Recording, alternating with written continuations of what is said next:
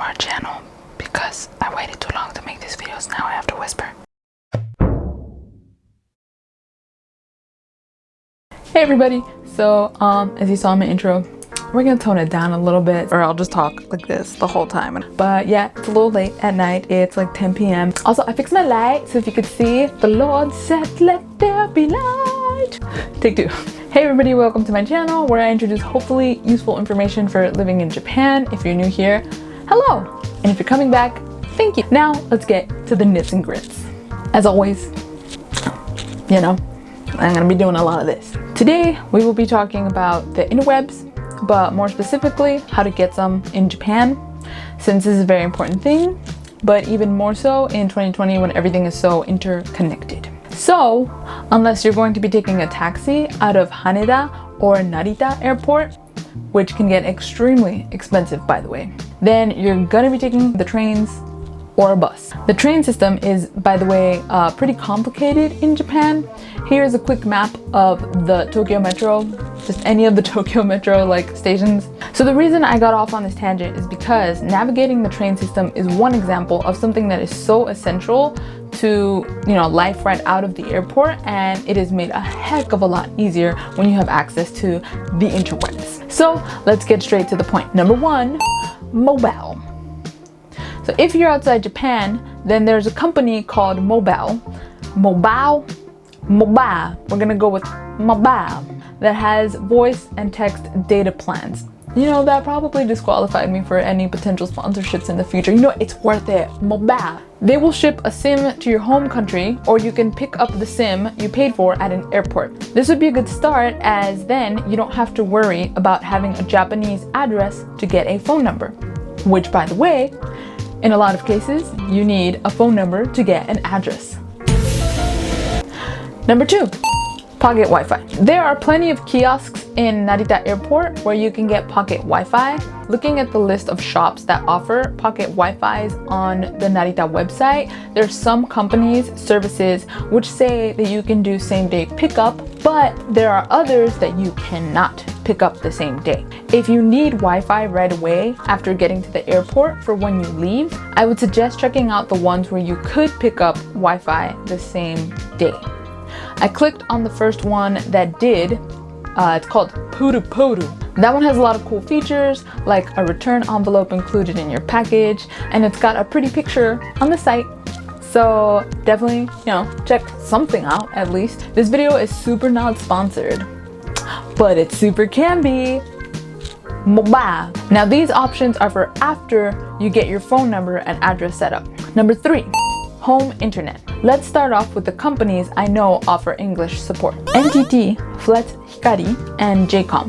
A very important thing to note about internet in Japan. Most of the times, the big companies such as NTT, JCOM will require construction in your apartment. This is not huge construction. They usually just need to drill small holes somewhere in your apartment, or sometimes somewhere outside of your apartment.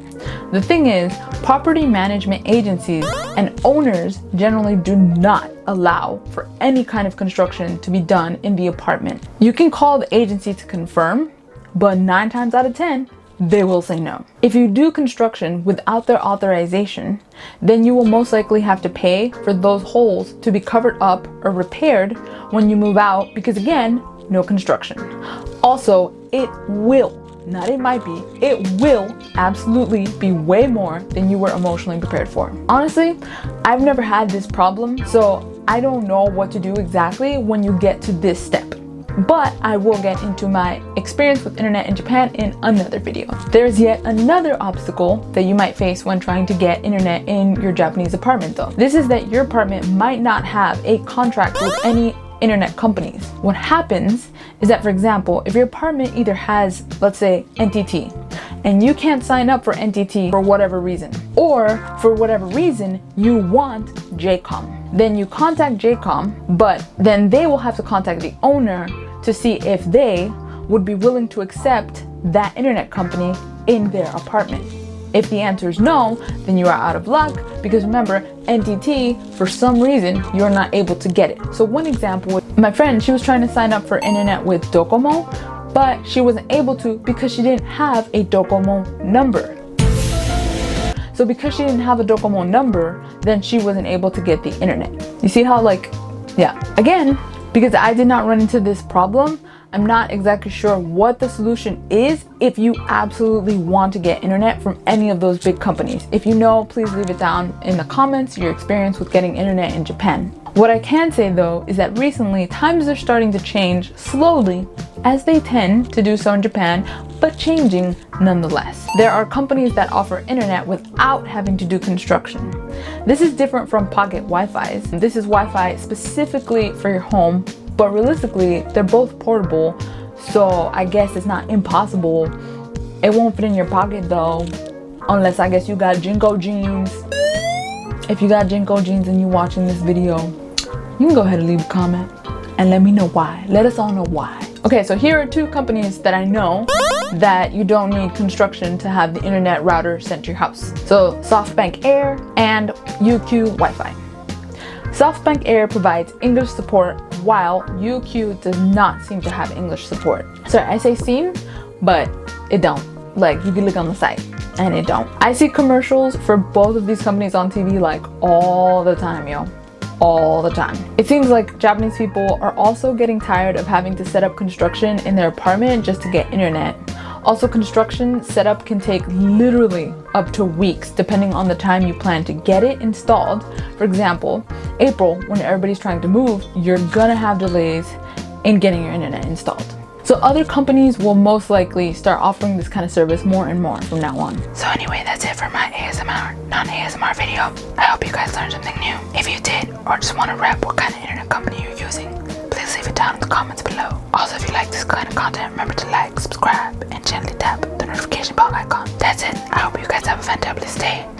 Goodbye! You're such a cutie. I love your booty. You're such a cutie. I love your booty.